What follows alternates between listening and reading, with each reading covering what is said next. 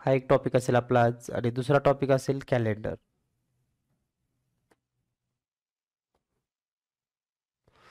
तर time management, time म्हणलं की वॉच म्हणजेच घड्याळ. आपल्या सर्वांना माहिती आहे घड्याळाचा जर विचार केला आपण तर या घड्याळामध्ये या ठिकाणी 12, 3, 6 आणि 9. 12च्या नंतर 1, 2च्या अशा दोन खुणा असतात. त्यानंतर 3 आणि 6च्या मध्ये 4 आणि 5, 6 आणि 9च्या मध्ये 7 आणि 8, 9 आणि 10च्या मध्ये 12 मध्ये 10 आणि 11. तर या पद्धतीने हे घड्याळ असतं.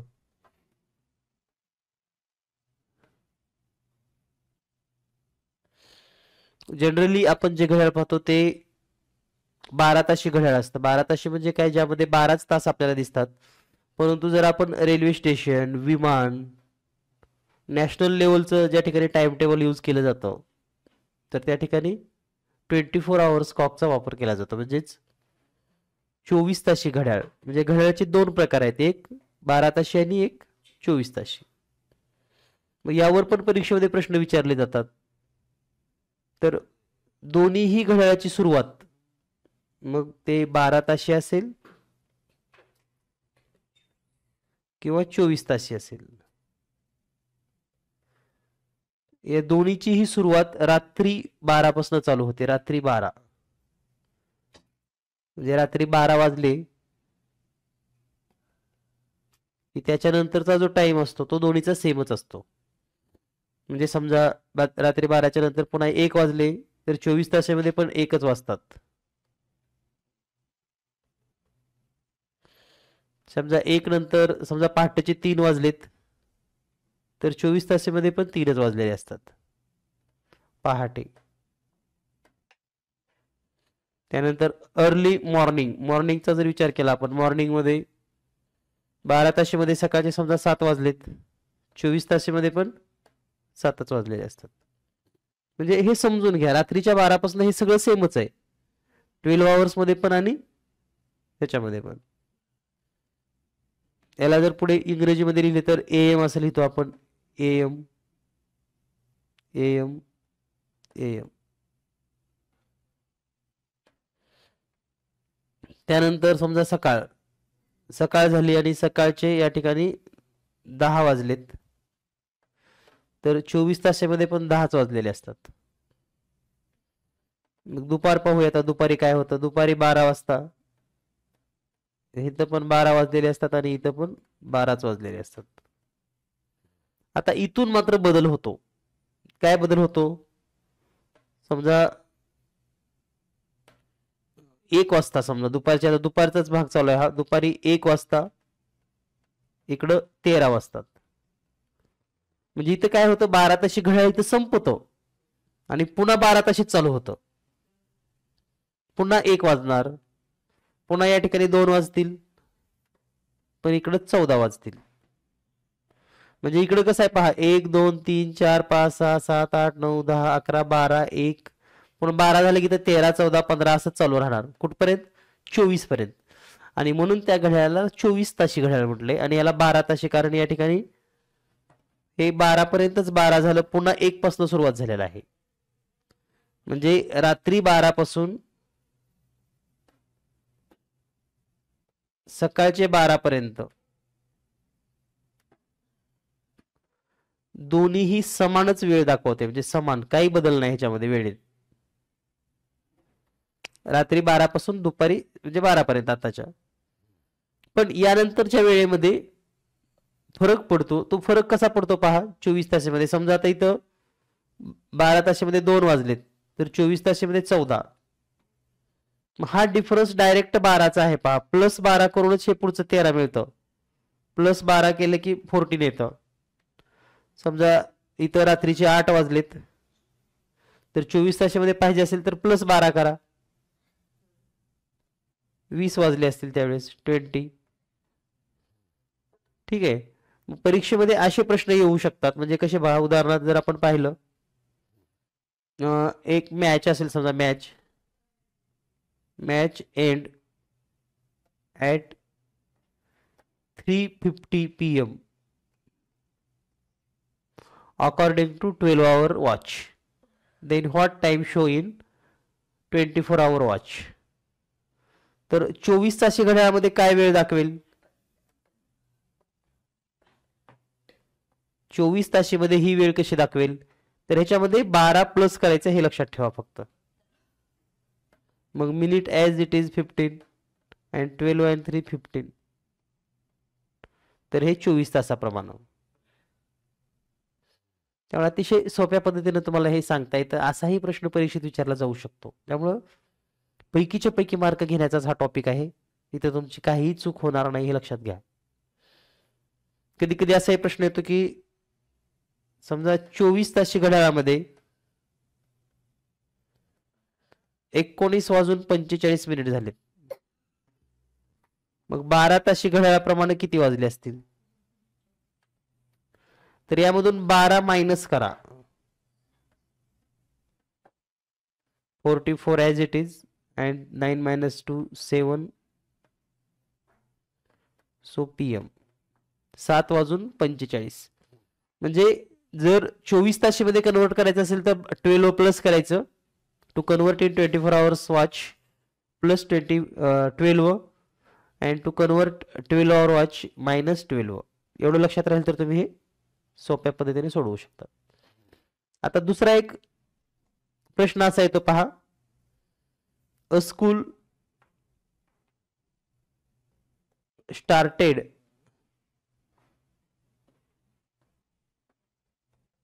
7:50 AM and end at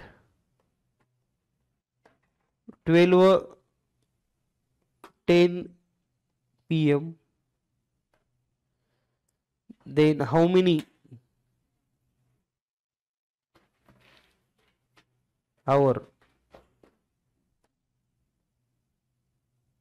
school run? तर मग शाळा किती वेळ चालू होती असं जर प्रश्न आला तर किती वाजता सुरू झाले? 7:15. किती वाजेपर्यंत चालले? 12:10. तर डायरेक्ट याचं सबस्ट्रॅक्शन करू शकता तुम्ही. 12:10 मायनस 7:15. आता हे सबट्रॅक्शन करत असताना या ठिकाणी सबट्रॅक्शन जर होत असेल तर 10 मिनिटातून 15 मिनिटं मायनस होत नाहीत. मग 1 तास कॅरी करून घ्यायचा. कॅरी 1 तास. मग कॅरी जर 1 तास केला तर काय होईल? तर या ठिकाणी राहील 11 hour आणि 1 तास म्हणजे 60 मिनिट. म्हणजे इथं राहील 70 मिनिट. आणि मग आता 70 मधून 50 मिनिट मायनस होऊ शकतात, काय अडचण नाही. 10 मधून 5 गेले 5, 6 मधून 1 गेलं 5, 55 अँड 11 मायनस 7 4. करेक्ट. 455. या पद्धतीने आपल्याला सोडवता येतं. पण अडचण काय होते कधी कधी पहा, हे लक्षात आलं तुमच्या? ओके. आता समजा एक सामना आहे. सामना सकाळी 9:30 सुरू झाला.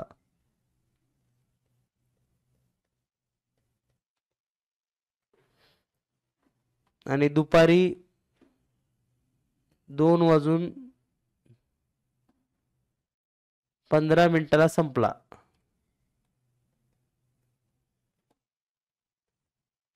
तर सामना किती वेळ चालला?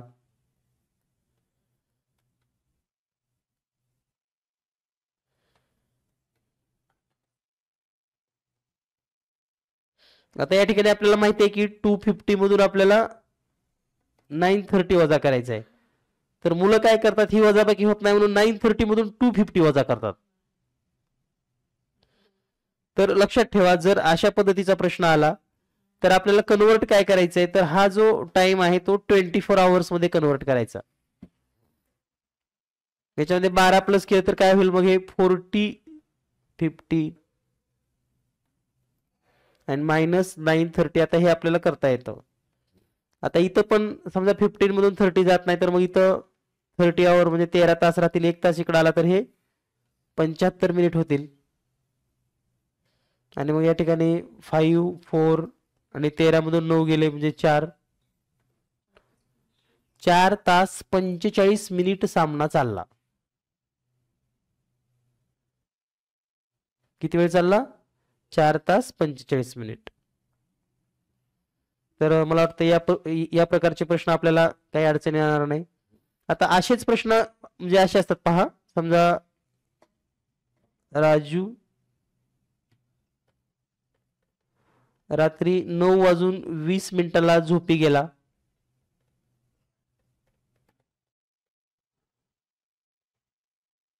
व दुसऱ्या दिवशी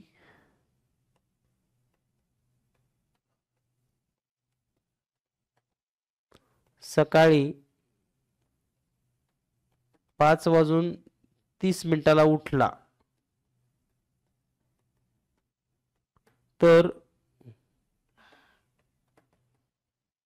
किती तास झोपी गेला?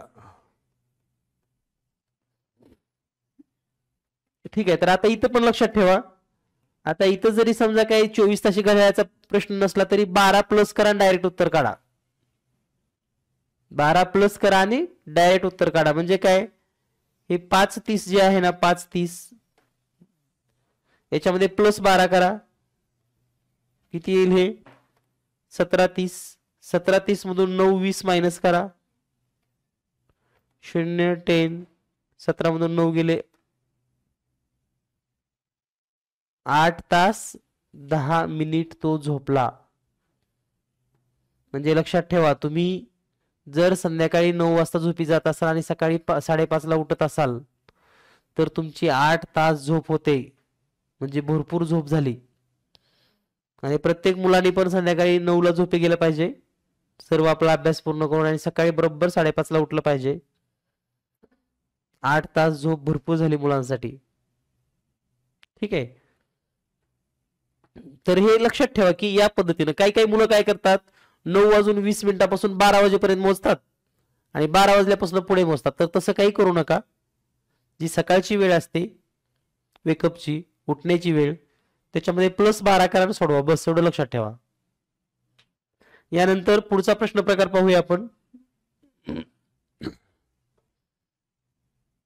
प्रश्न असा असतो बघा, 440 मिनिट बरोबर किती तास आणि किती मिनिट? तर आता एक तुम्हाला मी सल्ला देतो या ठिकाणी, जर असं गणित आलं तर भागाकार करत बसू नका. 60चा पाडा लिहा तुम्ही. 60चा पाडा लिहित असताना पण फक्त 6चा पाडा आधी लिहा. 6 1 6, 6 2 12, 6 3 18, 6 4 24, 6 5 30, 6 6 36, 42, 48, 54 आणि 60.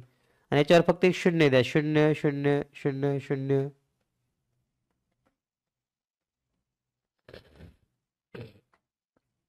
आता तुमच्या लक्षात आलं असेल की हा पाडा आपल्याला 440 मिनिटापर्यंत म्हणायचा आहे. म्हणजे कुठपर्यंत येईल मग? 420 मिनिटापर्यंत. किती वेळेस आहे? 1 2 3 4 5 6 7. म्हणजे 7 तास आपले निश्चित आहेत. पहा 7 तास निश्चित आहेत ना 420 पर्यंत म्हणल्यानंतर. आता किती मिनिट राहिले पुढे? 440 मधून 420 वजा करा. 0 2 20च मिनिट. मग हे 20 मिनिट.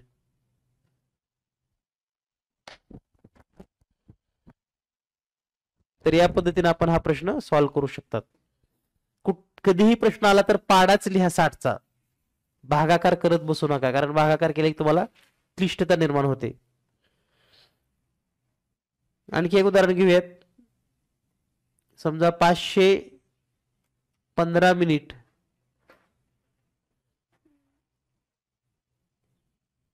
बरोबर किती आवर अँड किती मिनिट? तर अशा आता या ठिकाणी पाडा लिहिलेलाच आहे आपण. 515 पर्यंत म्हणजे किती पर्यंत म्हणावं लागेल? 480 पर्यंत, कारण पुढे म्हणलं की 540 होते. मग 515 मधून 480 वजा करा. हे झालं 5. 11 मधून 8 गेले 3 0. आणि 408 म्हणजे कितीपर्यंत पाडा झाला? 8 पर्यंत. मग 8 तास आणि 35 मिनिट. अशा पद्धतीने मला वाटतं तुम्हाला सोडवता येईल, काही अडचण येणार नाही. कधी कधी असं पण येऊ शकतं, तास आणि मिनिट देतील आणि मग किती मिनिट होतील म्हणून विचारतील. तसाही प्रश्न आला तर तुम्हाला सोडवता आला पाहिजे. म्हणजे जसं की 4 hour 25 minute is equal to how many minute. तर 4 आवरला आधी 60 ने मल्टिप्लाय करा, साइन चौक 24 आणि हे 0 आणि मग 25 प्लस करा मिनिट त्याच्यामध्ये, तर 265 मिनिट होतील.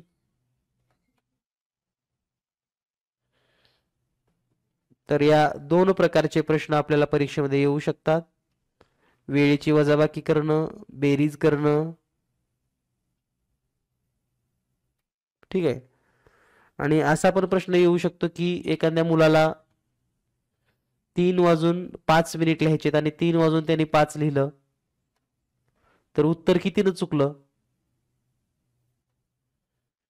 बघा त्याने लिहिलंय किती, 3:05.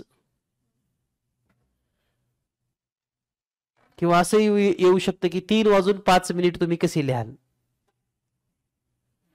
मग 3:05, 3:05, 3:05 म्हणजे 55 आणि 3:00:05. तर 3:05 इथं कुठं दाखवतात तुम्हाला 5 मिनिट? तर हे 2 नंबरचं ऑप्शन.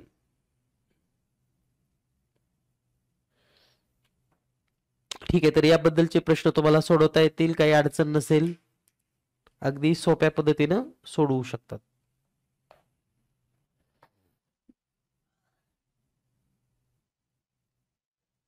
यानंतर पाहूया आपण नेक्स्ट क्वेश्चन. पुढचा प्रश्न आहे मंथ नेम. कॅलेंडरचा भाग आहे आता यानंतर. कॅलेंडरचे गेस प्रश्न.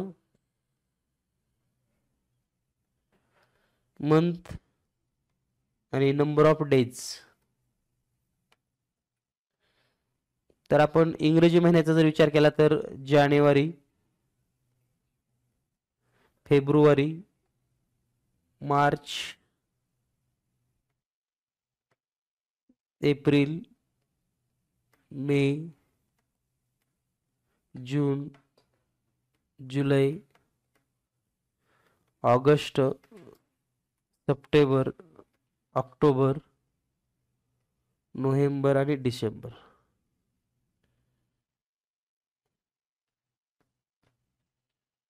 तर जानेवारी 31 दिवस, फेब्रुवारी 28 किंवा 29 डेज, मार्च 31 डेज, एप्रिल 30 दिवस, मे 31, जून 30, जुलै 31, ऑगस्ट 31, सप्टेंबर 30, ऑक्टोबर 31, नोव्हेंबर 30 आणि डिसेंबर 30. तर हे सर्व महिने लक्षात ठेवा. आणि एक वैशिष्ट्यपूर्ण बाब अशी आहे पहा, जुलै आणि ऑगस्ट दोन्हीही महिने 31 दिवसाचे आहेत. बघा निरीक्षण करा, बाकीचे सर्व महिने जर विचार केले आपण तर 31 झाला की 30चा येतो, 31 झाला की 30चा येतो, 31 झाला की 30चा येतो, 31 झाला की 30चा येतो. पण जुलै आणि ऑगस्ट असे 2 महिने आहेत जे दोन्ही पण 31 आलेत. आणि यासाठी बोटावर आपल्याला काउंट करायला पण शिकवलं होतं आपण, जिथं उमाट आहे इथं असं त्याला आपण जानेवारी असं म्हणतो. पुन्हा जिथं खड्डा आहे त्याला फेब्रुवारी, मार्च, एप्रिल, डिसेंबर 31 आहे. हो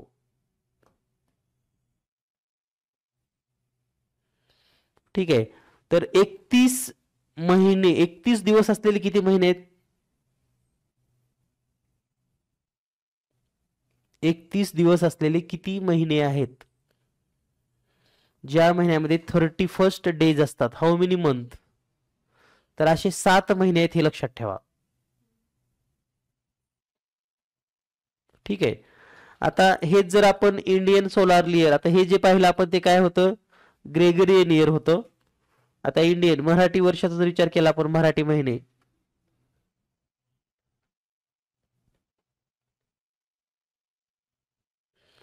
तर या ठिकाणी पहिला जो महिना आहे तो चैत्र. चैत्र झाला की वैशाख.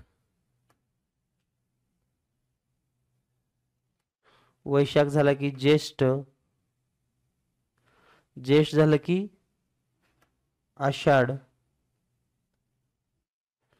त्यानंतर श्रावण. श्रावण झाल्यानंतर कोणता येतो? भाद्रपद. भाद्रपद झाल्यानंतर अश्विन.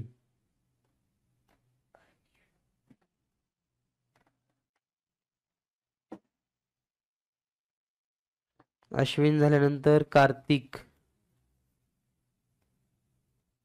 कार्तिक झाल्यानंतर मार्गशीर्ष.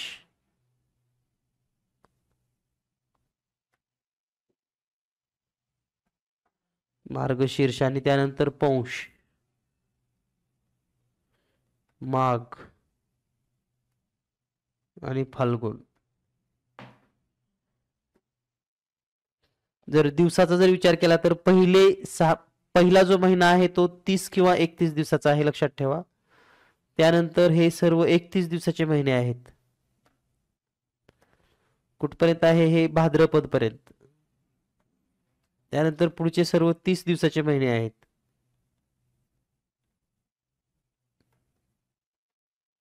म्हणजे पहिला जो महिना आहे तो 30 किंवा 31, त्यानंतरचे भाद्रपद पर्यंत आणि शेवटचे 6 महिने 30 दिवसाचे आहेत. ठीक आहे. आता परीक्षेमध्ये जर या संबंधी काही विचारण्यात आलंच तर एखाद्या मराठी महिन्यातला सण विचारला जाऊ शकतो, की जसं की दिवाळी हा सण कोणत्या महिन्यामध्ये येतो? दिवाळी सण कोणत्या महिन्यात असतो?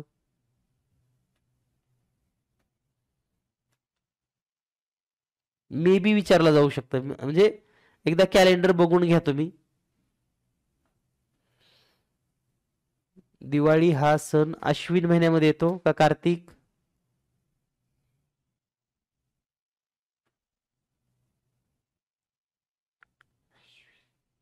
आणि विशेष म्हणजे जसं इंग्रजी महिन्यामध्ये दिवाळी मागे पुढे होते, कधी नोव्हेंबरला येते, कधी डिसेंबरला येते, कधी ऑक्टोबर मध्ये पण येते, शेवटच्या एकदम 1-2 दिवसामध्ये चालू होते. तसं मराठी महिन्यामध्ये नाही. मराठी महिन्यामधले सण फिक्सच आहेत. दिवाळी हा कोणत्या महिन्यामध्ये येतो बघा, चेक करा. अश्विन किंवा कार्तिक पैकी असेल. माझ्या मते अश्विन असेल का कार्तिक आहे, खात्री करून घ्या फक्त. कार्तिक फायनल आहे. ओके. त्यानंतर बघा, नवीन वर्षाची सुरुवात आपली चैत्र महिन्यापासून सुरुवात होते. चैत्र म्हणजे मार्च पासून चालू होतो अंदाजे. म्हणजे इथे जर मार्च गृहीत धरला आपण, मार्च, एप्रिल, मे, जून, जुलै, ऑगस्ट, सप्टेंबर, ऑक्टोबर, म्हणजे कार्तिक महिन्यामध्येच दिवाळी येते. त्यानंतर बैलपोळा सण असेल, त्यानंतर गणपती असेल आणि लक्ष्म्या, हे सण कोणत्या महिन्यामध्ये येतात माहिती असावं आपल्याला. किमान जे मोठे सण आहेत जसे की बैलपोळा, त्यानंतर दिवाळी, त्यानंतर गुढीपाडवा कोणत्या महिन्यात येईल सांगा बरं? गुढीपाडवा कोणत्या महिन्यात असेल? तर गुढीपाडवा कोणत्या महिन्यात येईल? तर गुढीपाडवा म्हणजे मराठी वर्षाची सुरुवातच, त्यामुळे ती चैत्र महिन्यातच असणार पहिला दिवस. म्हणजे अशा गोष्टी आपल्याला माहिती असणं गरजेचं आहे, की जर आला एखादा प्रश्न तर हे फक्त नॉलेजेबल प्रश्न आहेत. नॉलेजेबल म्हणजे काय, तुम्हाला नॉलेज असेल तर मार्क मिळेल. तिथे विचार करायचं नाही, गणित सोडवायचं नाही किंवा काही नाही. ठीक आहे. किंवा महिन्यांच्या जोड्या आणि सण असे पण येऊ शकतात. त्यामुळे जर आपण पाहिलं नसेल तर एकदा कॅलेंडर पाहून घ्या मराठी. यानंतर पुढचा भाग जर आपण पाहिला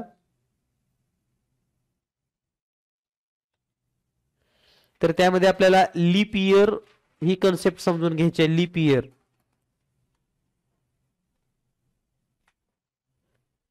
हाऊ रिकॉग्नाइज और how identify a leap year.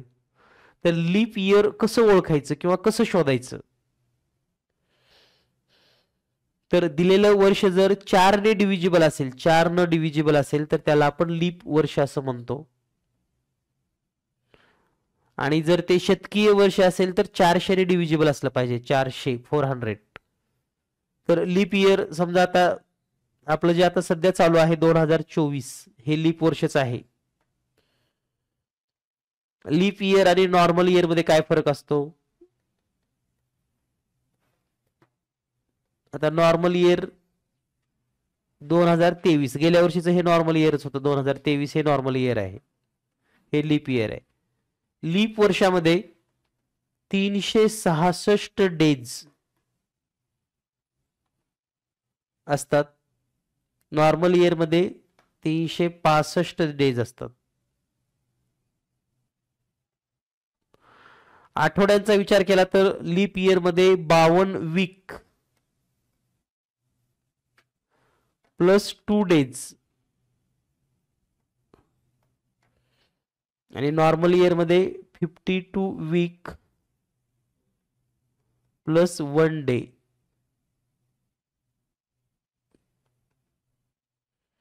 Leaf वर्षाची सुरुवात ज्या दिवसानं होते, लीप वर्षाची सुरुवात ज्या दिवसानं होते त्याच दिवसांनी त्याच्या पुढच्या दिवसांनी लीप वर्षाचा शेवट होतो.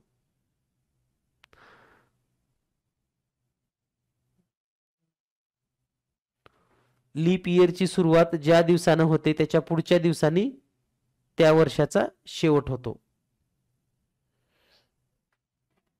म्हणजे आता 2024 चा जर विचार केला आपण तर सुरुवात कोणत्या दिवसानं झाली 2024 ची.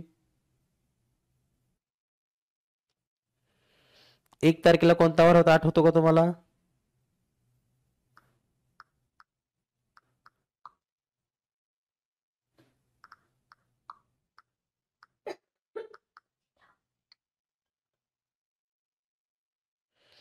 तर मंडेने झालेली आहे.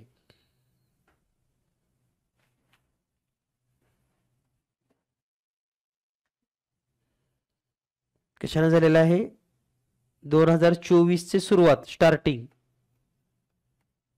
सुरुवात म्हणजे कोणती 1 जानेवारी.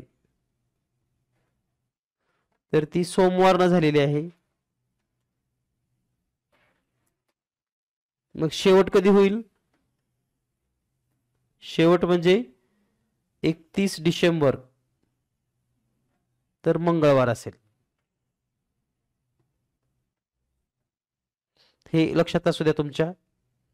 त्याच पद्धतीनं नॉर्मल इयरचा जर विचार केला तर आता म्हणजे नॉर्मल इयर म्हणजे आता गेल्या वर्षीच आपण इथे घेतले तर सुरुवात कधी झाली असेल यांची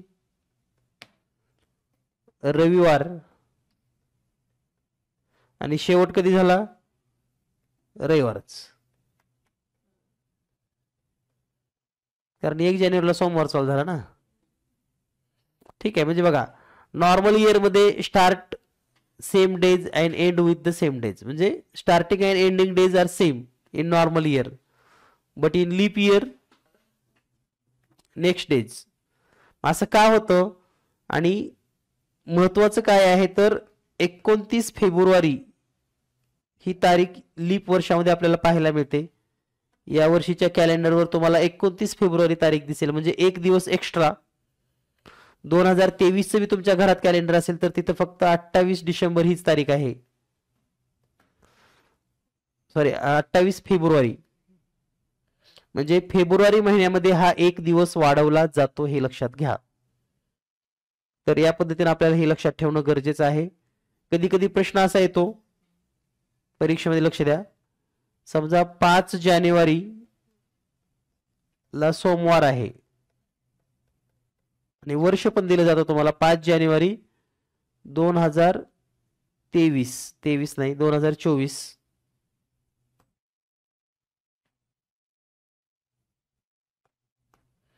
आपण ओरिजिनल प्रश्न तयार करूयात. ओरिजिनल म्हणजे रिअल मध्ये 1 जानेवारी 2024 ला सोमवार असेल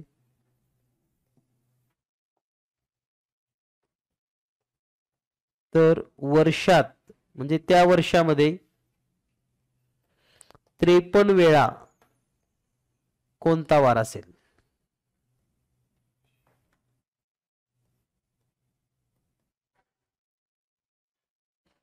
पहिला ऑप्शन संडे,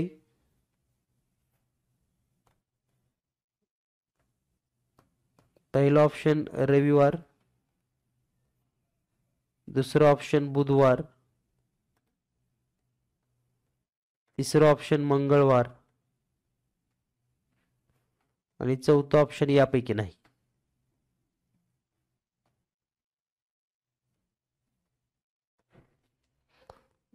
इफ 1 जानेवारीला जर सोमवार असेल तर मग त्या वर्षामध्ये 53 टाइम्स कोणता वार येतो? आपल्याला एका महिन्यामध्ये माहिती आहे 5 वेळेस कोणता वार येतो वगैरे, पण वर्षामध्ये 53 वेळा येणारा वार कोणता? तर आता एक लक्षात घ्या, 2024 हे लीप वर्ष आहे, म्हणजे किती आठवडे असतात? बरोबर आहे, 52 आठवडे प्लस 2 दिवस. मग 52 आठवड्यामध्ये तर सोमवार 52 वेळेस येणारच आहे. मग आता वरचे 2 दिवसाला कोणते वार येतील ती शोधा, म्हणजे ते वार तुम्हाला 53 वेळे असतात.